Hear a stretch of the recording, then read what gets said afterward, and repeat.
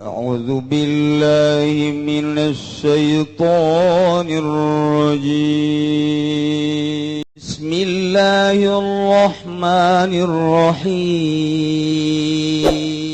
اللهم صل على سيدنا محمد وعلى آل سيدنا محمد. طلبتك النفس يوما بشهوة وكان إليها للخلاف طريق فدعها وخالف ما هوته فإنما هواك عدو والخلاف صديق. Ngajakan kanjeng nafsu yauman dina hiji poe bisyahwatin ku syahwat diudag-udag terus urang ku syahwat diajakan ku nafsu kana jeung aya tetep kana nafsu tel tarikun jalan dil khilafi kana sulaya di sulayaan maka kesimpulan anak ente ereka Allah fadaa tinggalkan nafsu wa khalif mahawat suhu sulayaan naon kahayang fa inna mahawa kaadun lantaran anu mikaresep ka anjeun teh eta musuh ari nyulayaanna eta sadiqun kanca. Urang endeka Allah teh nomor kahiji kudu ninggalkeun dunia lantaran dunia teh fana. Satungtung di jero hate urang aya duniaan urang moal wusul ila Allah aya cincinan di jero hate. Kahalangan Gusti Allah ku giyo ku dare. Kahalangan ku bacan. Kahalangan ku solar. Kahalangan urang deka Allah teh ku bensin. Kahalangan ku macem-macem berbagai mutiara rugi amat. Satungtung di jero hate urang aya duniaan urang mandeg di dinya. Nomor kedua nama makhluk dengan sekadar dua lamun teu ngalemnya cat mun urang masih keneh robah ku makhluk maka urang moal wusul ila Allah. Jadi urang kudu ngajauhan makhluk satungtung urang can wusul ka Allah moal nikmat hirup urang dina ibadah ka Gusti Allah mun masih keneh urang ngahiji jeung makhluk masih kene orang rindu ka jelema ka makhluk masih kene orang butuh ka makhluk padahal ma makhluk ma la yanfa'u wa la yadurru. Bismillahilladzi la yadurru ma'asmihi syai'un fil ardi wa huwa samiul basir. Lamun orang masih kene kamangpaatan jeung kamadaratan teh ditegantungkeun ka makhluk urang moal usul ila Allah sebab kehalangan ku eta. Usahakeun ku urang makhluk teh singkir-singkirkeun di jero hate urang.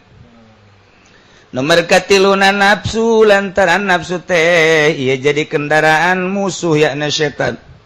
Satungtung urang hayang hayu-hayu urang teh numpakan nafsu urang moal wusul ka Gusti Allah. Nafsu-nafsu anu ngahalangan ka Gusti Allah. Nafsul ammaratu bis-su'i al-bukhlu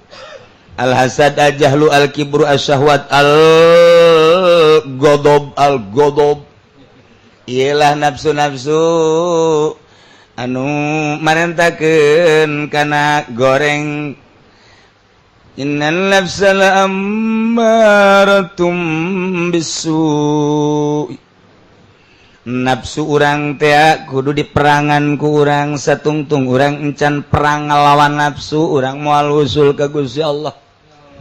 Urang teh diusulkeun ka Gusti Allah teh di deuleu pengorbanan urang terhadap nafsu. Urang teu pernah berkorban atuh moal diusulkeun ka Allah. Sarua bae urang lamun encan teruji jadi abri. urang teh jadi abri kakara kasup doang terus we urang jadi kopral. Nah urang teh pernah diuji boleh deui teu lulus teu lolos deui. Nah ieu teh urang bakalna jadi kopral macet. Eueuh dongengna kopral dibere pistol. Eueuh dongengna kopral dibere pistol bari pepestolan. Moal aya tapi lamun orang naik jadi sersan naik jadi mayor naik jadi kapten naiklah orang jadi jenderal kakara kurang menang penghargaan ti panglima penghargaan sebuah pistol ieu teh hasil teruji ujian orang setelah berhasil tiarap dan lain sebagainya kakara dibere urang teh pistol. Sameme urang diuji tuh moal bere pistol eta lah ngaranna kopral macet. Ieu ge sarua kiai teh lamun teh diuji na eleh deui ieu ge sarua kiai kopral macet. Nu bantek ieu kopral malulu ya kuari. Cak kiai teh aing deres kopral guys ieu tuh kopral acan. Ieu. Diuji heula urang. Diujina ketika orang dek ngajauhan eta si eta nu dijauhan bakal deket orang dek ngajauhan dunia kekepret orang tina dunia Allah bakal nguji kana dunia daratang dunia lantaran moal kanyahoan atuh hasil ujian anaknya na kekepret ente tina dunia na lamun dunia na eueuh pantes bae jelema miskin jelema susah mah jelema fakir mah lantarannya na teh diuji ku dunia ieu mah eta mah emangnya nama teu maksud ieu ka Allah atuh eueuh teh eueuh bae teu jadi ujian rarasaannya na padahal suatu ujian ketika urang endeu ka Allah kemudian urang ngajauhan dunia bakal digiringkeun ku Gusti Allah okos cucurut jeung beurit dararatang ka ieu mah menghadapi orang kana dunia nu urang eukeur ngamaksud dek ngajauhan dunia Allah anu bakal nganilai kuari kue loba kuari bubuahan loba kuari baju loba kuari duit loba pan sia cara dek ngajauhan dunia coba ku aing didatang-datangkeun hayo sia henteu kumaha menyikapi sia terhadap dunia mun urang aya kecenderungan teh resep kana dunia cek Gusti bohong sia. Gas datang kadinya mandeg kurang dina dunia mantak aya sawarana ustad anu susah malah cenah aing mah ndek ngajauhan dunia abeh dunia datang tolol teu coba atuh moal diuji tah pokos itu teu maksud jalma atuh aing cenah geus ngajauhan dunia tapi dunia teu daek daratang atuh sia mah semu jinganan semu teh mah atuh kudu nyaan asal urang nyaan ngajauhan dunia bakal datang. Ketika dunia datang cing tirilik ti gigir ti sisi ti luhur ti handap bro dipanto ngaleh di tengah imah ngabulayah di WC ngising teman tuh kumaha menyikapi dunia ya yo dagang henteu usaha henteu ilu kegiatan henteu tapi dunia daratang diperhatikan ku Gusti Allah dek datang ka mana sia kekepret tina dunia na ya Allah beuki berat bae nu mantak ayo cik ka Gusti Allah dek dipake lawan ta dunia tasarrufkeun ku urang kana syiar agama Allah bangun pondok bangun majlis bangun masjid. Nah, mantak lamun boga kokolot di lembur nu kekepret kana dunia, kiai kekepret kana dunia bakal dikirim-kirimkeun ku Gusti Allah. Bangunkeun ka masjid, masjidna ge bakal maju lantaran geus dikiriman ku Allah. Brek. Aing hayang cenah dicoba ku dunia resep meureunana cek kana teh. Atuh tah lain dicoba hayang atuh sia mah. Dicoba mah embung dicoba, hayang mah lain coba nafsu ngaranna. Oh kan hese kan ketika orang kuari geus lulus tina dunia kuari orang ngajauhan makhluk Gusti Allah cek orang teh abdi teh pandai ka Gusti sedengkeun gangguan nomor kadua teh makhluk mah mun teu ngalem nyawad abdi hayang akur ketika di alam jeung ketika dicacat abdi dek ngajauhan nyanggakeun ka Gusti jeleba dek ngaralem mangga dek nyara racat ge mangga supaya abdi dibere kakuatan ku Gusti jak kabeh ge menang di Gusti nyanggakeun sadaya-dayana abdi mah bage ka Gusti heg engke jelema didatang-datangkeun ku Gusti Allah ti mimiti nu pinclang datang ka nu cager mimiti anu edan datang kanu edan beneran anu edanan datang makhluk berbagai makhluk tinu susah setengah susah datang kanu sugih jasa wayu darah ratang di berbagai kalangan nu bodoh nu pinter jasa mimiti rakyat pedagang pejabat dua datang kanyana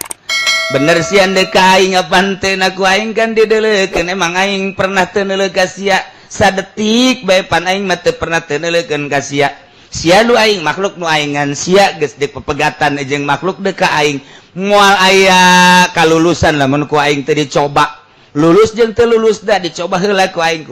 dicoba makhluk dararatang teu beurang teu peuting ayo sia deuk kumaha menyikapina masyaallah beuki berat bae emang kumaha gitu jeh ayo waduh beuki berat bae urang boga wiridan maca sholawat jol tamu urang boga wiridan maca Quran jol tamu urang boga wiridan zikir jol tamu katungkul urang ku tamu bohong sia berarti teu mah sia mah cinta makhluk lain cinta ka aing jabuktina maca sholawat sia nu biasa sapoe sapeting 444 ku ari mah teh 100 acan katungkul ku semah sia teh ngahareupan semah bae dasar tolol ndek usul kumaha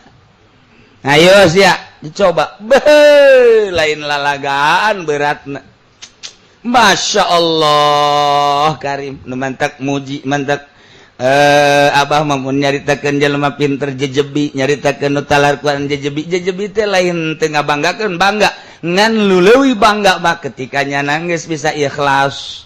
ketika masih kene di duniaan di jero hatena naon hartina pinter ketika jelema teh kitu mamakhlukan di jero hatena naon hatina pinter atuh nu anu naon kitu ngaranna nu paling hebat mah jelema geus bisa ikhlas eta moal bisa ikhlas mun tetep pepegatan deula jeung dunia teu pepegatan deula jeung makhluk nah ieu da berat da kos kitu urang mah nyaritakeun wali bae orenganan pagaweanana lain zikir ta etana asa jasa aju kudu kumaha atuh wallahu alam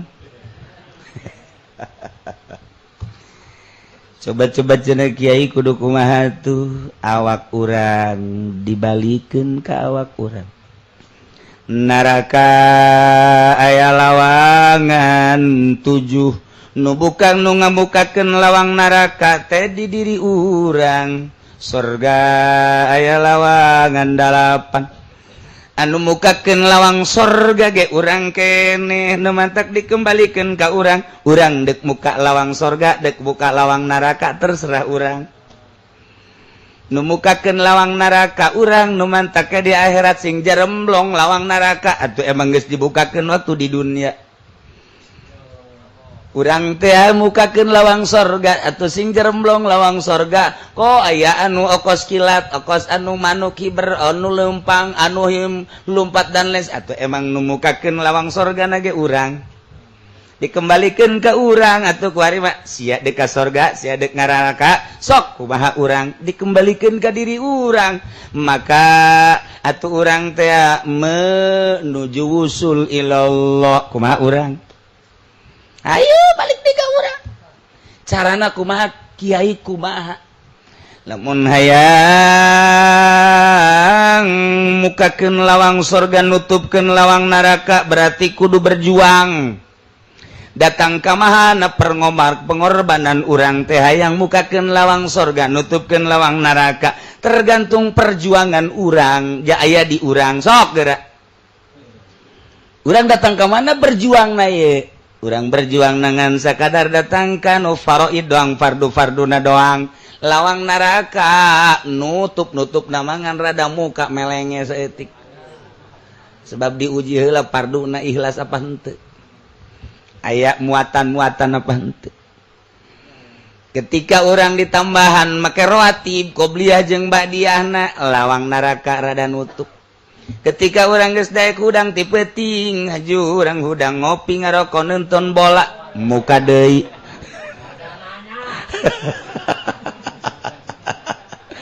ulah sok kitu leh atuh sia malah urang dikembalikeun ka urang ayo kajen ku kumaha ge mangga sok geura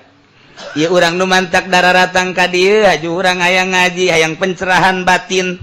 ja aya zahir mah geus teu kudu bebeja geus teu kudu dituduh-tuduh memeh datang ka dieu ge kapan aya nu geus ngopi heula ngawuduk heula aya nu geus langganan kapan di dieu leuwih wauhan keneh ka tukang uduk batan ka kiai masalah teu kudu dibejaan teh pokos kitu bah nah kuario pencerahan batin ieu teh deuk dikumahakeun batin urang terserah urang hayu deuk kumaha tutup ku sia lawang neraka sia ja kiai mah eta mangan sakadar mere jalan doang anu berjuang na batu jalain kiai urang sakadar nuduh-nuduhkeun Kangjeng Rasul ge nuduhkeun tabiin sahabat tabiin kabeh datang ka kuaringan sakadar nuduhkeun nu mantep kiai ketika nuduhkeun dijebian ku masyarakat teh wah sudah tuduh bae sia ge butuh berkat bolon teh ki Golkar tah tolol ditolol-tolol ku masyarakat tolol-tolol geus ulah loba ngomong sia bae urusan cak masyarakat ye jatuh ngomong kitu seakan-akan ngomong kitu disayomkeun jasiana kita majalain lillahi ta'ala tanyakeun coba ka Kipu Doli waktu ka pendopo nyana hayang naon komo Haji Pendi manggeus utang hitung bae aya ondangan cenah ieu ti bupati sabaraha duit transportasina bareng dibere 500.000 nyana nyumpahan teh ku galedeg teh bupati aing hanas teu dagang cek jangan dibere 500 doang tolol teh Haji Pendi bloon aing endek atuh nanya ka Kipu Doli pun beres-beres aing mah 3 juta pan si bagede aing mah lain teu atuh pan derajat teh lain deui nya hayang akur jeung kiai tolol teh budak ngan di akhiratna Kipu Doli mah rada jero Haji Pendi mah rada henteu aduh ya Haji Pendi heuh nya teu kana jeung menta deui pan ngajeroan Tah, sia maca Haji Pendi ka aing bae, tambah contoh doang padahal Haji Pendi mah henteu kaliwat. Aduh, ieu urang introspeksi kumaha. Nah, balik ka diri urang sanggeusna urang dibere nyaho ku guru teh kemudian urang berjuang apa henteu. Pan didongengkeun di unggal-unggal kitab tasawuf di Fathur Rabbani aya di kitab gitu Fathur Rahman aya di unggal kitab tasawuf di majalis ya aya hampir unggal kitab nyaritakeun tentang berjuang aya dongeng eta mah tah nu kos kumaha nu kieu teh aya hiji jelema gagah luar biasa make pakaian kebesaran make kendaraan anu luar biasa hebat da baheula mah kuda di samping eta mawa pedang nage ditaretes make emas pedang nage tina emas ditaretes make emas be mahkota nage lain make dare deui nya nama tuh make mutiara nu luar biasa bahkan mawa hadam parenti mawa barang-barang nyana naik kana kendaraan nu bagus liwat ka hiji kamar di kamar aya gadis anu cantikna luar biasa masyaallah loba jelema anu kaedanan dibere senyum ku gadis eta Abi Brojak mah lain kaedanan edan beneran. Aduh, kadili dina doana ge jamilatan. Allah marzukna imratan jamilatan, sukna jamilatan, aya meunang teu jamilah teu diijabah doa.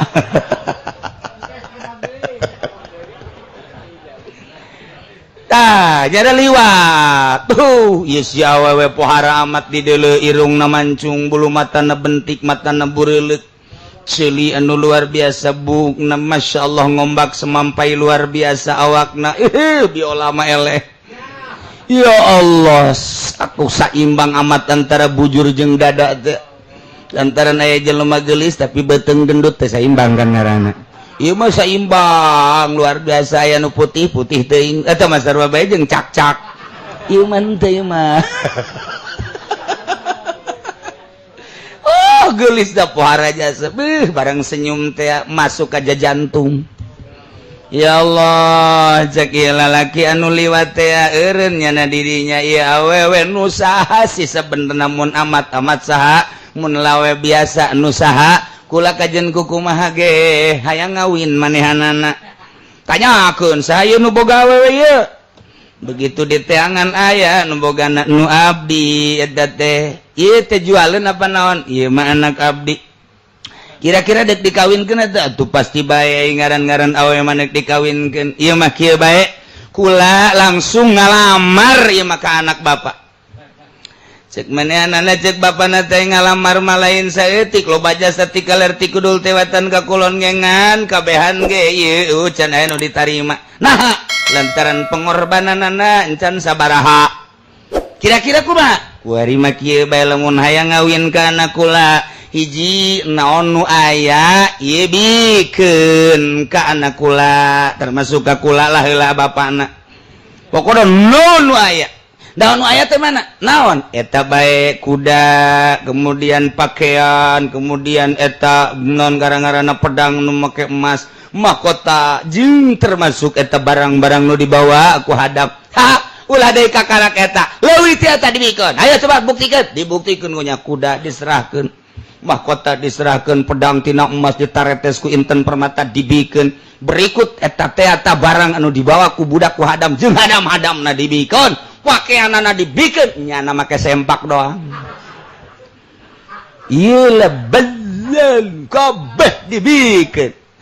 kulantaran dibikeun nyana jang nutupan aurat nginjem heula ka pedagang kula nginjem heula lantaran ieu mah jang meuli ieu kulantaran di deuleu pengorbananana luar biasa nu nyesa saeutik can kakarak cak bapana ieu mah bebeneran berarti pengorbananana mangga ieu budak anak abdi bawa ku maneh sok ditikah lantaran geus di deuleu pengorbananana tuh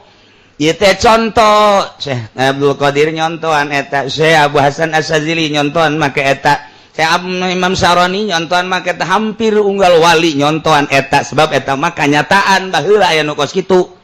mantak pengorbanan anu luar biasa teh disesakeun saeutik-eutik acan hatta jang dirina ge ngahutang heula kakarak dibikeun nah iyalah hartina dibikeun teh eta teh i'tibar contoh eta teh urang ge pengorbanan ka Gusti Allah teh ulah neuleunan naon awak urang ge japa mere Allah korbankeun ka Gusti Allah kumaca Gusti Allah ulah-ulah kakarak salat nu 5 waktu rawatib anu sunnah penting tahajud maca Quran jeung sare korbankeun ka Gusti Allah geus bebeakan ulah hook ka diri urang jadi diri urang nage nu Allah ieu abdi deuk korbankeun sagala rupa ka Gusti Allah hanya hayang menang ridho Allah oh ja bener cek Gusti Allah kuari mah ku aing sia dibere karomah tah barang dideuleu ku urang bener mih karomah iyalah karomah dibere ku Allah kemuliaan ngan beda jauh jeung nu tadi lantaran kemuliaan ieu mah urusanana urusan wali urusan kawalian mah setiap jelema anu diangkat jadi wali berarti seakan-akannya geus asup ka sorga jelema lamun asup ka sorga kapan kun fayakun Allah tadi bikeun ka ahli sorga mangke urang di sorga hayang naon urang diuk cek urang teh hayang buah jeruk aya kun fayakun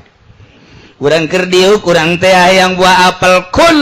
aya bae apel fayakun wujudlah apel urang di akhirat mah hayang manuk menang goreng manuk kun sia jadi nangga goreng fayakun kun fayakun Allah tadi bikin komo jahe eta mah geus ngembrak biasa teh mah di sisi digigir teh mah apem tinggal plok ieu mah budak apem bae ongkoh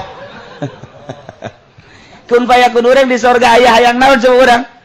nah seorang waliullah anu geus diangkat jadi wali kan akur derajatna geus akan asup ka sorga di dunia keneh bakal dibere kun fayakun Allah urang teh asup kana kun fayakun Allah ngaranna cek ahli thariqah mah takwin urang teh asup kana takwin Allah kawujudan Allah ngawujudkeun innama amruhu idza arada syai'an la yaqul lahu kun fayakun fasubhanalladzi biyadihi malakutu kulli syai'in wa ilaihi turja'un Allah deuk ngiradatkeun kana hiji perkara ayakula lahu kun fayakun eta mah bahasa deui ngan dibahasakeun kun maka wujud kitu keneh urang geus diangkat jadi wali kun fayakun Allah dibikeun urang asup kana takwin Allah hayang naon urang geus jadi wali mah bakal ayat acan encan ge ngadoa kakak kertek dong jol kertek jol datang ka isin ujianna urang mun jadi wali lantaran kertak-kertak kurang diperhatikan ku Gusti Allah encan ngomong can menta geus kun sehingga waliullah matar aya pun tapenta lantaran kertak-kertak kurang diperhatikan ku Gusti Allah malah isin kabelah ditu mah mentana Gusti tutup lawang dunia Gusti tutup lawang makhluk tutup segala kenikmatan abdi mah hayang jeung Gusti bae besi majar abdi teh resep kana pamere Gusti henteu abdi mah hayang teh jeung Gusti bae jadi wali mah ngadoa teh ulah dikiriman deui Gusti urang mah beda Haji Pendi mah terus kiriman Gusti terus datang kati kelekep nya kelekek wali mah lain ulah Gusti tutup cukup sakieu bae Gusti cukup sakieu bae gitu beda doana ge wali mah minta ditutup Haji Pendi mah minta kelekep bukan nah iya beda nah iyalah kun fayakun nah maka iya setelah orang berjuang dunia berjuang makhluk berjuanglah nafsu iya nafsu tah makana talabatka nafsu teh nutur mentang ngajak ka anjeun bisa watin ku syahwat sedangkan wakana ilaiha lil hilaf tarikun aya jalan untuk dihilapan atuh tinggalkeun gara nafsu khaliq mahawatu fa inna mahawaka aduun anu nutur-nutur ka anjeun nu ngajak ka anjeun teh musuh wal khilafu sadiqut nyulayaan kana kahayang eta teh sadiq urang makan ku ari teh ieu teh bertuhankan nafsu lantaran urang mah nutur-nutur nafsu kawin ku nafsu dahar ku nafsu sare ku nafsu pake ku nafsu jadi urang mah ieu teh pangeran urang mah nafsu henteu pernah nyulayaan kana nafsu sok sulayaan lamun urang sulayaan nu nyulayaan kana nafsu sulaya eta lah sodik urang ketika urang geus babarengan jeung sodik nu nyulayaan kana nafsu maka kun fayakun Allah bakal diwikeun ka urang bakal hayang non bae aya hatta urang maca kitab ge nu tadi teu pernah diaji ku Allah dibere ilmu laduni baca ku sia sok ja sia maka kasih aing dibere ngarti bae segala rupa ge eueuh kesulitan nah kos kitulah hirup urang ketika urang geus perangna bebeneran ya dunia ya makhluk ya nafsu kakarak urang asuplah jadi tamu Allah ketika urang jadi tamu Allah tuh urang dihormat ku Gusti Allah urang makan tamu teh tamu Avanza urang mah tamu teh tamu Fortuner urang mah hirup teh jadi tamu dare ieu kuaring urang mah namu teh ka batu urang mah kuari teh nah piceunan sing jadilah tamu Allah ketika urang jadi tamu Allah atuh urang teh dihargai ku Gusti Allah urang namu ka hiji jelema ge eta jelema nu kata tamuan ngamumole urang komo urang namu ka Gusti Allah usahakeun urang jadi tamu Allah lamun urang geus jadi tamu Allah dibukakeun pintu cek Allah asup ka di dieu mah loba macem-macem cek Gusti Allah aya naon emang mala ainun ra'at wala udhunun sami'at wala khatarun ala qalbi basharin ya Allah barang urang asup jadi tamu Allah dibukakeun lawang ku Gusti Allah sup kana singgasana Allah horenganan aya anu teu pernah dideuleuh ku mata urang aya anu teu pernah didenge ku ceuli urang aya anu teu pernah dikuretek-kuretegkeun ku hate urang araraya kabeh ieu jelema anu geus jadi ahli Allah ketika ngadenge hiji nyanyian diperhatikeun tina bahasa eta nyanyian terutama nyanyian-nyanyian anu meunang ahli-ahli Allah anu mengarah kana katauhidan ngajadikeun nasihat ka dirina ieu menjadi luluh kana ruhna urang teh mimiti ibadah teh make zahir diaturlah ku fikih kemudian urang kuari ibadah make galbu diaturlah make tariqah urang geus datang ka hakikat ibadah teh make sir yakni ruh urang berbagai tahapan-tahapan dina urusan ruh didinyalah manzilah urang geus engke diangkat jadi wali rijalul ghaib jadi nukoba jadi nujaba jadi urafa jadi asaib terus jadi naon gitu ngaranna jadi autad kemudian naik deui jadi mukhtar naik deui imam naik deui jadi kutub kitulah ibadah teh jadi urang kakarak tahap awal ge can anggeus nyaritakeun urusan fikih jangan beberes zohir urang timimiti cai kemudian wuduna kemudian salat gerakan-gerakan jeung tempatna eta urang mah masih diutar-atur keneh diatur urang mah di mana jang tempat salat urang nu ngeunaheun lantaran make fikih ditingali disingrai-singraikeun ku urang nu kadeuleu ku mata mah ieu mah kotor ieu mah bersih eta fikih ketika urang geus make ilmu thariqah lain deui babauan teh ya lain urusan babauan geus babauan secara batin kaambe ku urang musola ieu mah bau proposal musola ieu masjid ieu bau proposal geus lain aambeunana geus lain teu kaharti ku batur kunaon sih embung didinya salatna sia mah sia bae ulah nurutan mama emang kunaon mama mah tuh tilok salat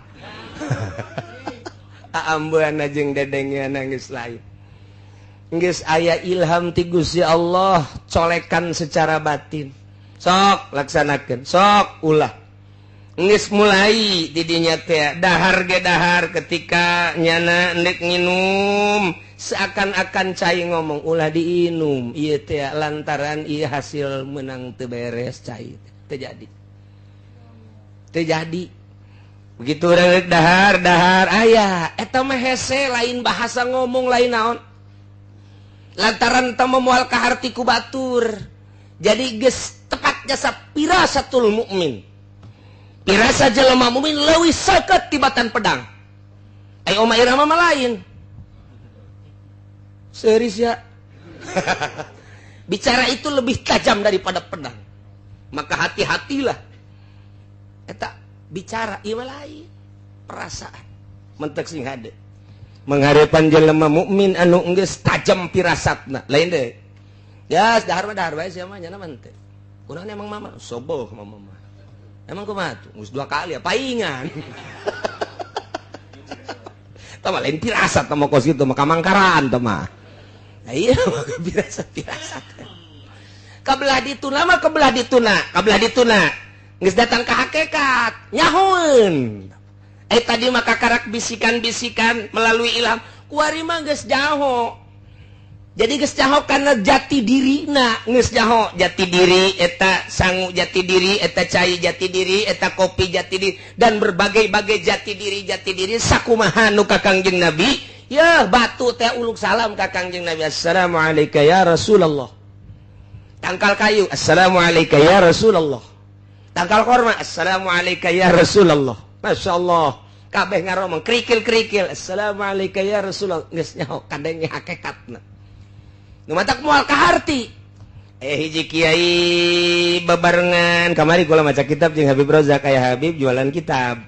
jadi dibaca sakedeung ku kula nah aya hiji kiai diiringkeun ku muridna kemudian nyana teh ka tempat hewan mun urang mah naon ngaran tempat hewan da tempat hewan teh anu muroba ieu anu manuk segala gitu ke kebun binatang nyajak ke kebun binatang tah si kiai teh anu geus datang ka hakikat datang jeung murid-muridna biasa seseurian segala naon ternyata horenganan di kebun binatang ari waliullah mapan maraca salam ka nyana assalamualaikum ya Rozak salam atunya na waalaikumsalam muridna kaget waalaikumsalam ka saha waalaikumsalam biasa murid kaget kabeh tapi biasa bae geus datanglah ke tempat monyet kabeh mararenta monyet teh ajol-ajolkan cek kieu teh bere kabeh nu aya bere mararenta eta kabeh monyet kabeh marah tuh terus bae nyana ngomong sia nyaho ka bahasa monyet tadi henteu eta teh kabeh ngaronjang-ronjang mararenta sia nu aya di sia teh coba kami ieu di jero kebun binatang teh kurang parab tah bahasanya na kos kitu tah oh kitu nya urang inditnya dah waalaikumsalam warahmatullahi wabarakatuh geus beres datang deui ayeuna ka hiji tempat babarengan di dinya teh tah geus balik ti kebun binatang jeung murid nu lain-lain nu milu jeung nu teu milu bareng rakyat masyarakat pamarentah aya eta kan kiai kieu bae hehehe cek yen monyet kabeh yes sia monyet kabeh monyet sia ngomong gitu monyet sia kabeh monyet atuh aya nu noel kiai kunaon monyet kabeh sia ku aing mah kadeuleu monyet kabeh atuh diamankeun kiai teh barang ditanya kiai emang monyet kabeh lantaran kabeh mararenta cek ieu teh ya percis cek aing mah kos monyet di kebun binatang mantap kiai proposal eta kiai monyet sebenarnya mah tak kawan aku kiai hakikat mah ulah kasih ngumpul tenang weh lanan kiai monyet teh tak kawari baca kitab sakedeung jeung Habib Rozak kitab teh aya keneh seserian mah Habib Rozak nah jadi paham nya ka bahasa-bahasa eta kakarak monyet dang can diteruskeun ku kula maca kitabna jahese macana tah kula meuli tilu Habib Rozak ke meuli jang naon Bib wah buat koleksi aja cek jangan tuh ya Allah ya Karim aya deui hiji deui ku kula dibaca deui dasar kedeungdang bari ngobrol doang masyaallah rame orang eta kitab masyaallah aya perangan segala ta kitab teh ente mah pan mun maca kitab jelok rame tapi lamun maca majalah mantap susuna gede amat yeuh waduh rese baca kitab aja mubtada khobaran syarat jeung jawaban hese lah pokoknya baca kitab datang ke guari kitab teh bisa-bisa dibacana ai majalah manerleng mah komo aya gambaran teu kudu dibaca pokoknya gambarna bae deuleu di HP HP-keun diakses ka HP aya kan pun di jerona mantap ieu mah terbuka dua belah dadana wah diakses bloon teh kiai aya kari ya Allah sakitu ge kiai komo lain kiai eta HP teh kos gara itu nah ieu keur carita jelema anu ibadah ka Gusti Allah mun kuari ku urang diutar atur urusan zahir ka tempat-tempat jeung sagala rupana ketika geus ibadah melalui thariqah pohoan ka tempat sebab naon di mana bae Allah aya endek naon masinikeun tempat di masjid jeung di imah nu disembah Allahna eta-eta keneh di kota jeung di kampung nu disembah Allahna eta-eta keneh di nu rame jeung di nu sepi Allahna eta-eta keneh kok make aya perbedaan-perbedaan aya di nu loba jelema bangor husu teh salatna aya di jero kamar make kaos merek Rinso bloon teh kiai di kamar mah tenang mah make kaos cangklek ya Allah Akbar nu Rinso nu Dino macem-macem geus teh pokona mah tah tapi kan di masjid mah nya teu sanggupeun teh make merek Rinso lamun aya kiai nu di kamar jeung di masjid beda eta kiai ondo eta encan nyahoeun cek nya mah meureun di masjid mah aya pangeran di kamar mah eueuh ye aya perbedaan nah eta kiai kakarak berbau pikih doang jadi bae kos kitu ngan mikih encan datang kana noriko ketika noriko tetep bae di luarnya make jubah di jero make jubah kos kitu bae salat lagi sarua bae sebab Allah na eta-eta keneh nah geus nu kos kitu mah mun nyaritakeun Mekah biasa-biasa bae sebab naon jelema aya nu ka Mekah tapi hatena mah di kandang kebo keur toap inget ka eneng eneng aing sanu urusannya cek nya ada tah jelema nama keur toap deui nya jeung Haji Pudoli atuh ditu waduh bismillah Allahumma hatena mah eneng aing di mana saha nu ngurus pada tadi hareupeun Baitullah tapi ahli Allah sanajan di kamar di imah di mushola tetap Allah teu inget ka eneng teu inget ka mobil teu inget ka naon paling sekedar kajaki ya lumayan lah saya tiga-tiga teu bener bod rusak lamun lain ahli Allah tetap ibadah rusak bae hese bae tak ketika dek bae jadi ahli Allah geus akur bae ketika datang waktu sholat di jalan Allahu Akbar tenang bae ih bumi Allah kalem bae eueuh masalah ketika geus datang ke hakikat geus lain deui geus bae kadeuluna ge teu salat kadeuluna ge teu salat padahal mah salat kan kiai teu salat ulah ngikut kiai geus ulah sok haju ka kiai sia bae ulah salat emang kiai di mana di Mekah salat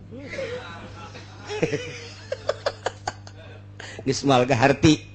teu bisa pake lalagaan lantaran kadang-kadang di dieu mah kadeuleu teu salat horeng di anu mah aya saya geus kos kitu mah lantaran tadi teh ya urang mah ngaji ge hayang rame, urang mah ngaji teh masih kena kompetisi dina karamean. Wali mah geus lain kitu. Ngaji, bangun, pindah. Ngaji, bangun majelis salim, pindah. Geus teu hayangeun nya nama bangunan-bangunan kos kitu jang naon. Nu penting mah jelema nyaho ka Allah dituntun ku aing, tina teu nyaho ka Allah jadi nyaho. Ku aing geus jaraho, atuh geus dipasrahkeun, geus sia geus nyaho, geus titipan ilmu, mama mah neuk berangkat deui. Neangan deui tempat nu sepi, ayo nuduhkeun ka Allah kadanan ku kitu atuh ulah-ulah proposal, besi bau monyet. Ya monyet nu sok kikian besok geura urang ka dieu, ka mana karah ka Solear. Ka Solear, di mana karah Solear teh di mana karah? Di Padegelang, ngaco. Mbungeun nya besi pajar baturna.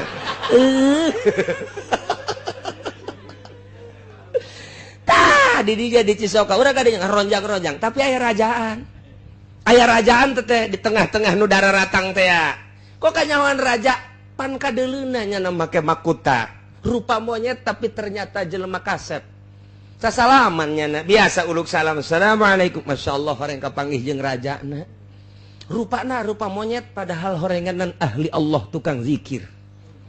tah kok sekarang itu geus jadi ahli hakikat ba rupa monyet horeng wali. Ada lembur mah rupa wali orang monyet. Mantak asana di dia monyet kabeh. Iya kari, mung disebut monyet sebagian ceknya na.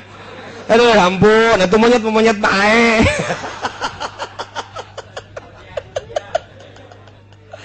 Nah, iya ketika geus datang ka dinya ngadenge siiran, lain deui. Izal isrunamin di mana tanggal 20 tina bulan Saban geus kaliwat berarti tinggal 8 poe deui. Tawasil surba laili kabinahar sok tepungkeun inuman peuting kana berang ulah eureun-eureun nginum.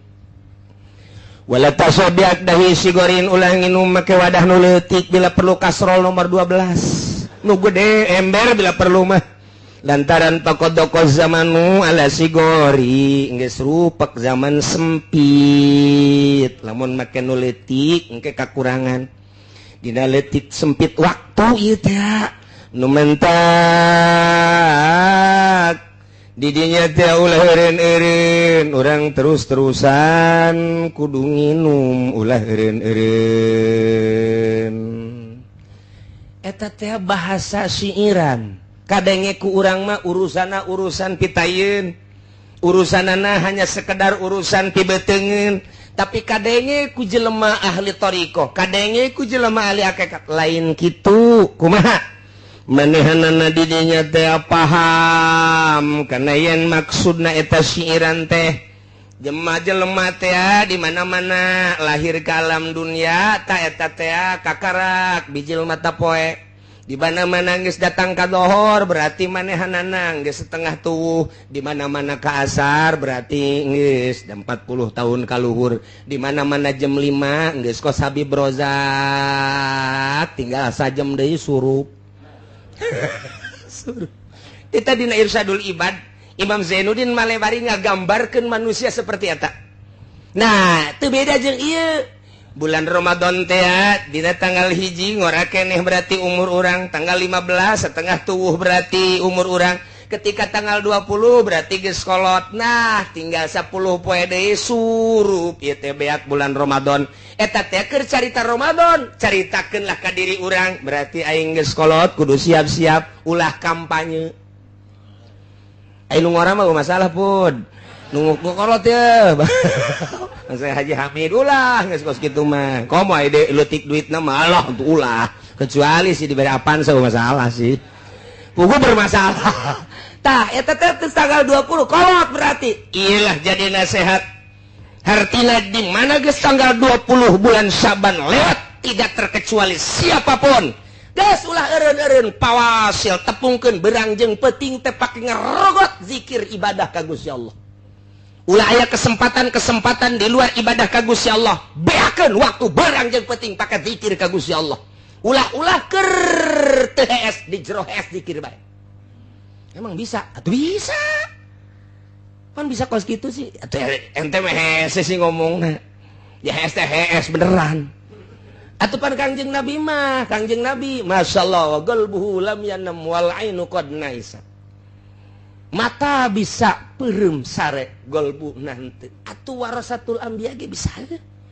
nu mantak guru kula di Banjar Kiai Haji Mumu putra daripada ayah Banjar ketika sare emang kumaha gitu ketika sare tanyakeun geurage ka anakna asal Malik Allahumma sholli salatan kamilah wa sallim salaman ta'ala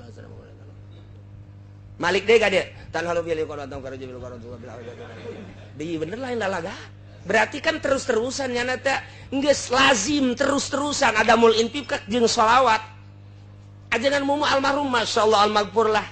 eta teh asal Malik we kos kitu tah awalna mah pamajikanna ge kageteun je sare tah henteu sih ka haji tapi sare asal Malik ka Allahumma sholli salatan kamilah wa sallim Malik deh ka dia tan halu bil qaratum baik ayo Habib Rojak apa lain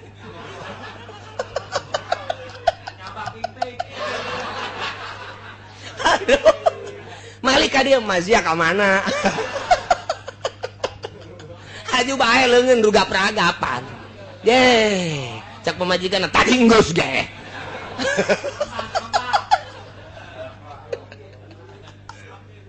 beda masyaallah eta keur carita ahli sholawat ahli sholat teh kos kitu mantak anyar-anyar besok ditanya yang penting sare tante sare pan Malik kade gitu ge seuri bae nyana ngimpi lagi atuh pan kapangijeng Kangjeng Nabi atuh kami eta geus ieu mah didongengkeun teh halal hak nyata tanya ka minantuna kula boga babaturan ngaranna Haji Mufti tah di Raja Mandala sagulung sagalang nyana keur waktu panganten kaget lantaran kamarnya na belah dia kamar mama belah dia jadi tak kamar teh kapan nyana mah ka setengah hadina bilik tah barang geus kitu penting teh apa ngaranna ge panganten rada kurang hees beureun sia masuk ka juga mana bae tak keur bejana istirahat gadengekeun nyana kan maca sholawat cek teh terus bae ka dieu maca Malik maca sholawat can ngomong jap pan minantu anyar sapeting dua peting akhirnya kabelah dia ngintip jadi lain nyana nu diintip nyana nu ngintip sebab nyana maca sholawat ke situ ieu mah jam 2 cek nyana masa sholawat diintip koreng Malik asal Malik Allahumma sholli salatan kamilah wa sallim salaman ta'ala katarak bebeja nyana teh lalaunan seuri bae atuh pamajikanna mah geus nyaho emang kitu cenah nyana mah asal Malik bae kitu asal Malik eta ahli sholawat atuh keur sare get sholawat bae okos jelema neangan nomor eta teh keres da ge 50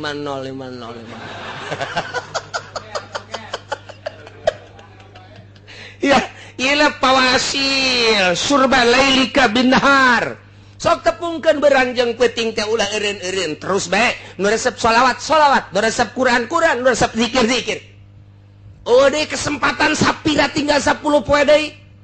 tah eta keur carita umur bulan urang ge kuari mayoritas umur umat Kangjeng Nabi teh 63 nah kuari nu geus 60 tinggal sabaraha tahun deui nah moal ka mana boah siga teh nu geus 62 berarti sabaraha deui nah lamun nu geus 60 kitu 2 bulan 29 poe sabaraha deui siga deh nah iyalah kadengena ku ahli Allah mah ieu teh nasihat ka dirina aing teh geus kolot berarti tereh balik ka ditu geus ulah dieureunnan ieu zikir ka Gusti Allah kapaham ku nyana tina hiji nyanyian ieu teh maksudna mah kos kitu nu mentak nyana teh terus-terusan neja paham la wajhi terus akhirna ti dinya nyana siap berangkat wa zahaba ila Makkah terus ka Mekah lantaran boga perasaan di Mekah maluwih bundal ibadah teh ka Gusti Allah geus pabakia bihim manyabiha nyana cicing di Mekah mujawiron jadi urang Mekah hatamata manehanana sehingga maut di Mekah gitulah carita ahli Allah neruskeun nu kamari teh tah ya kama waqa alir rajul allazi sami'al ghail hiji jelema ahli Allah ngadenge ka jelema nu nyanyi nyanjana model kos kitu jadi nasihat ka dirina oh aing geus kolot geus aing dek ka Mekah di Mekah dek cicing dek ibadah ka Gusti Allah Subhanahu wa taala lantarannya na paham pahimanal umrah idza dhahaba juluhu di mana geus leungit gegedena umur berarti faqad qarubal ajal deukeut kana ajal tareh paeh wadoko jeung geus rupek azamanu zaman alal ibadati sugro kana ibadah sugro berarti manehna geus siapa lubul maudi allazi takunu fihi al ibadatul kubra nuk siap ku ari menuju ibadah anu pohara cik urang mah akhirnya manehna hayang ditikel-tikel pedapu pihil amal terus ku aya kitu pindah ka Mekah cicing datang ka maot nah eta teh diprediksi wa hadzal rajul kana minal ulama'il mujtahidin eta lalaki ngan sakadar pangkat ulama mujtahid hungkul teteh walau kana minal arifin mun nyana ahli ma'rifat wali mun cak urang mah eta teh lemah taja ila zihabi Makkah tekudu ka Mekah ahli ma'rifat mah bal ibadatul qulub mudha'afah balik tah ibadah hate ditikal-tikal bi'afin katsirah dengan tikelan anu loba tanpa manehna ka Mekah cukup bae di imah da pangeranna mah eta keneh mentak ahli ma'rifat mah ngajauhan ti Mekah ngajauhan lamun di Mekah ieu kuari geus teu balener jauh jana mah geus bae bandingan ulah di Mekah cek cenah maning di lembur bae di kamar teu nyaman ieu teh nyaman neangan kanyamanan nah kalau lantaran ahli marifat mah di mana bae nyaman di kota nyaman di lembur nyaman di leuweung nyaman geus tilok pindah-pindah geus bae nya mah ih atuh batur-batur marabok nya namanya batur-batur korupsi nya namanya bae batur-batur zina nya namanya bae teu kagedag anginan teu unggut kaliungan tetep bae Allah tetep Allah bae berang jeung peuting akur situasi jeung kondisi kumaha bae nya nama akur Allah bae sehat jeung gering tetep bae Allah bae manehna panas jeung tiris Allah bae manehna kecuali usum pilkada lain deui eta mah urusanna jadi rusak deui bagus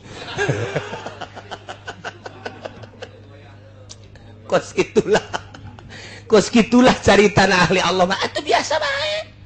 biasa bae santri loba jeung saeutik akur bae jan nuju nama ridho Allah jeung nyana geus usul ka Gusti Allah geus teu asana naon nya nama biasa bae geus ka Allah bae nikmat bae sorangan sakitu lobaan sakitu geus nikmat bae matak nya nama maca Quran ge tilok tamat geus asa babarengan jeung Allah sedengkeun Al-Qur'an teh kadang bisa bulak-belok atuh maning jeung Allah bae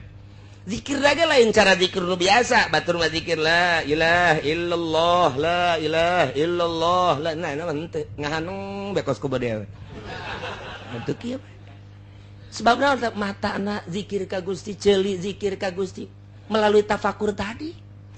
jang naon cicing di Mekah aing ngan sakadadek balanja teh kokoneng mah tuh je atuh deuk da naonan atuh maning di lembur pake tafakur ka Gusti Allah dan mantak nu tadi lain goreng ngan sakadar ulama ahli mujtahid ahli ijtihad lamun nyana bener-bener naon kitu ngaranna katapakuran ku nyana eta syiiran tentu teu kudu ka Mekah cicing di imahna di kamar sorangan biasa bae akur bae Allahna eta keneh kajen kuku mage nu kasipatan ku wujud kidam baqo mukhalafah lil hawadis qiyamuh binasuh daniyat kudat iradat ilmu hayat sama tah eta kabagi kana opat aya sifat nafsiyah aya sifat geus kabeh eta keneh Allahna maha ngarungu, maha uninga, maha kitu, naon kitu ngaran ningali, maha sagala-galana wa huwal qahiru fawqa ibadi. Geus bae titik di dinya ayana, di dinya cicingna, di dinya ibadahna, nikmat ka Gusti Allah. Teu dirubah-rubah. Geus bae ngaheunya nama. Tah kos kitulah jadi hiji syiiran teh dijadikeun nasihat ku manehna. Kitulah ahli Allah Subhanahu wa ta'ala nu mantak engke ngararomong kabehan hewan-hewan ngomong kamari aya deui tah dibaca keur aya keneh Habib Rozakna dininya aya hiji jelema kapanggih jeung hewan asalamualaikum waalaikumsalam ngaduakeun tah nyana teh atuh wali mah ge alhamdulillah paingan di zaman Kangjeng Nabi Sulaiman batur teh titah baralik cukup ku doana sireum horeng sireum ge ngadoa ieu ge diurang ieu panca Kangjeng Nabi laula make bahasa laula andai kata teu aya hewan-hewan niscaya makhluk-makhluk kabeh moal dihujanan ku Gusti Allah lantaran daroraka ka Gusti Allah ngan Allah nyaaheun jeung dedeuheun ka munding bae jeung ka sapi jeung ka hewan-hewan nu lainnya mah teu berdosa cak Allah aing mah ngahujanan ge eta bae nu teu berdosa urang teh berarti kasapatan ku kebo Nah kamari dibaca ku kula eta kitab teh aya deui hiji jelema kapanggih lantaran teu ngarti tak teu ngarti ai kiai mah tadi wali kan ngarti ai nu sajen mah teu ngarti begitu kapanggih tah jeung meong jeung ucing teh salam kanyana assalamualaikum ditalipa doger bae cak ucing teh aing ngadoakeun ditalipa can maling can naon penjahat sia cak ucing teh abi brojak seserian bae tuh jadi beda uyup hewan-hewan teh salam kemudian ngadoakeun nu paham mah Waalaikumsalam diusapan tapi nu teu paham dicabok tah urang teh kapan kos kitu can puguh can karuh kana naon ge main tindes-tindes bae nah iyalah sejasa geus datang ka dinya mah geus lain deui pemikiran lantaran awalna melalui pirasah kemudian kabelah diana melalui ilham kabelah dituna melalui mukasyafah asal geus mukasyafah lain deui geus geus tama jelas-jelasan geus tama geus jelas-jelasan saju kahalarti bae ngaji heran apakah ada alasan yang membolehkan melakukan sholawatan sih nulisnya nu bener atuh nulisna ulah pidokterin malulu ya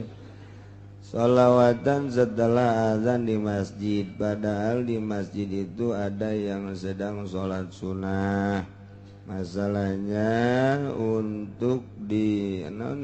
Ustadz di kampung saya bilang sholawatan tujuannya untuk memanggil orang supaya pergi ke masjid mohon penjelasannya terima kasih tiga raksa baca sholawatan setelah azan tidak ada instruksi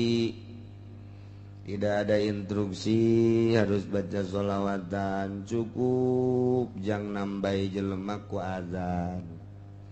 jadi kalau ada orang yang sedang sholat kemudian kita baca sholawatan mengganggu sholat haram baca sholawat baca Quran baca sholawat haram di masjid azan sudah didengungkan ada yang sholat sunnah rawatib kemudian baca sholawatannya kenceng embat kaita ngaganggu kanu keur sholat maca sholawatna haram min jihatil waswasah ngaganggu taswis ngaganggu tak haram na maca sholawat tina jihad ngaganggu na lain jihad maca sholawatna mun maca salatna lalaunan mah teu haram bucina puguh mau ngabejaan atuh lalaunan moal kadenge cukup ngabejaan teh ku azan geus datang bae alhamdulillah teu datang geus ulah maca sholawat kecuali usaha sebab aya jelema nu keur salat mah geus pas masjid eta wudi'a lis salat masjid eta dipersiapkan jang salat lain jang maca sholawat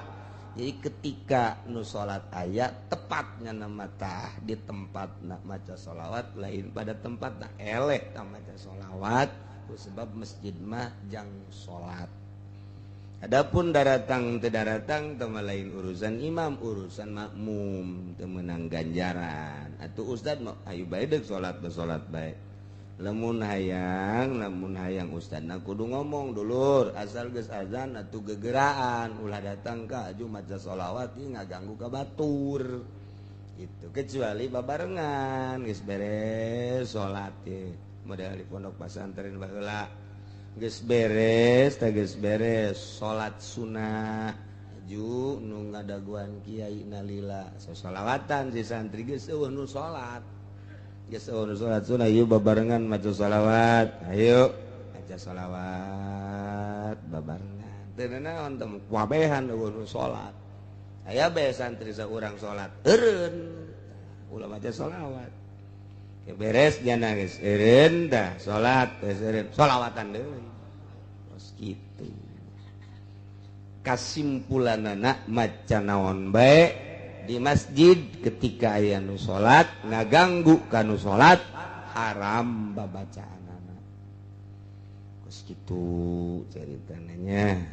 ulah maca sholawat 4 azan bae asal geus azan eta ngaranna ngagerokeun batu geus kitu nya di akhir zaman mana mantak urang ngeri antara eta tadi jual beli geus make duit bank ka warung make duit bank duit riba kemudian atuh jual beli motor ge atuh asal geus eueuh BPKB-an becan mutlak berarti milik urang ja BPKB-na ditahan keneh di bank atawa di showroom lantaran can lunas tah eta berarti can mutlak jadi milik can sah dijual mentak disebutna ge lain dijual oper kredit kan oh bener kan ngaranna ge lain dijual oper kredit nya gitu bebe jaga jual oper kredit tah sia dekin teruskeun ieu kreditan aing emang kunaon ieu atuh aing geus teu kabayar ku sia hook tah satauneun deui aing geus kredit 2 tahun tinggal satauneun deui tah ka sia tah ku aing dioper kreditan bayar nu geus tinggal duncan tanggung jawab sia kos kitu teh atawa kieu waing ieu neuk dikredit ieu ngan aing geus teu eueuh jang kreditna geus bae dioperkeun ka sia sakaligus kasasana tetep aing tanggung jawab nu ngreditna mah nu penting ieu kuari duitan bae heula sakitu tetep teu bisa lantaran encan mutlak jadi miliknyana tuh jual beli bancan bisa teh jual beli mah can jadi mutlak milik encan tuh kos gitu masyaallah naon we guari mah eueuh anu henteu dikredit-kreditkeun naon we eueuh nu henteu make riba ka haji guari mah riba 2 akad sakaligus di hiji perkara ya eta tabungan haji urang nginjem duit 20 sekian juta 20 juta misalnya kemudian disetorkeun deui ka dinya nginjem di dinya nyetorkeun ka dinya 2 akad nginjem jeung akad haji tah eta teh haram hukum ih atuh deui kumaha tah geus kitu bae tah mah kajieun kumaha ge coba ge dibongkar coba ge okos kieu tah mah zaman cabe teh sia ludag lidung bae emang teu melak cabe atuh melak nawangan teu endek kana teu paneuh modal tah ku aing sia di modalan ai butuh modal mah nya ngan engke sia ngajualna kudu ka aing 2 akad hiji akad ngamodalan nginjemkeun 2 ngakadkeun sia ngajual teu meunang ka sasa kudu ka aing bae haram teh teh kos itu riba cek nginjemkeun ngamodalan bae geus ulah jeung make ngajual sia kudu ka aing lamun henteu awas tah make awas sia tah diancam segala rupa eta kos kararitu tah atuh endek nginjemkeun manginjemkeun bae adapun ngajual bebaskeun kudu kieu aing mah tah sakadar ngamodalan bae ka sia jakarunya sia teu boga modal adapun ngajual deuk ka sasage kumaha sia bae bener ieu mang heuh atuh aing teh emang kakaraku auh jeung sia geus atuh bener cabe diala ngajual ka batur sial meureun teh budak ini mah modalan aing guron ngajual ka batur kahayang maka aing di batur sabaraha ke ku aing geus sabaraha pan kos kitu tah pan kos kitu eta huluna tah ngomong bener ge aing mah ridho bae ngajual masih ka saha bae tapi pan di dagoan bae awas ya gara ka awas ya ulah kos kitu sia geus dijual geus ka mana ka anu sabar duit saanu geus aya geus dijual mah geus atuh si mah pokona mah aing mah ari tang nginjemkeun gara bayar ka dieu teu ka utangkeun gara bayar tah eta kakarak mantep tah tah ieu keur zaman kula leutik keneh tukang bos-bos cabe teh kan kararitu eta gara tobatan besi kaburu pae kaya keneh ieu bos-bos cabe teh marilu keneh ngaji ku ari marilu kula ge nyaho hulu-hulu nyaho gara dararobat masyaallah